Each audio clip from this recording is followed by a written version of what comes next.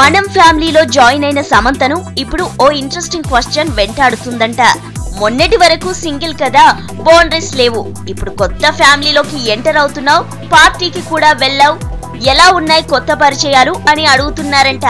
గతంలో ఒక్కదాన్నే ఉండేదాన్ని, ఇప్పుడు చుట్టూ నలుగురు ఉన్నారు, అందరూ నా ఫ్యామిలీనే, చాలా హ్యాపీగా ఉంది, ఏదో తెలియని ఫీలింగ్, పరిచయాలు కూడా కొత్తగా ఉన్నాయి, ఇప్పుడిప్పుడే అలవాటు పడుతున్నా, కొత్త ఫ్యామిలీలోకి వెళ్తున్నామంటే ఆ మాత్రం అలవాటు చేసుకోవాలి కదా అంటుందంట.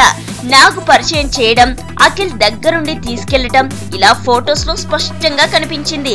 ఈ క్రమంలోనే సమంతను ఇప్పుడు అందరూ ఇలాంటి క్వశ్చన్స్ అడుగుతున్నారంట.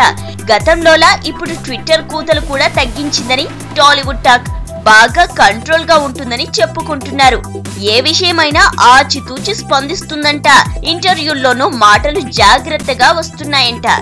ఏమైనా అంత పెద్ద ఫ్యామిలీలోకి వెళ్తుంది అంటే ఆ మాత్రం మార్పు లేకపోతే ఎలా అంటున్నారు సినీ జనం. All the best శామ్స్.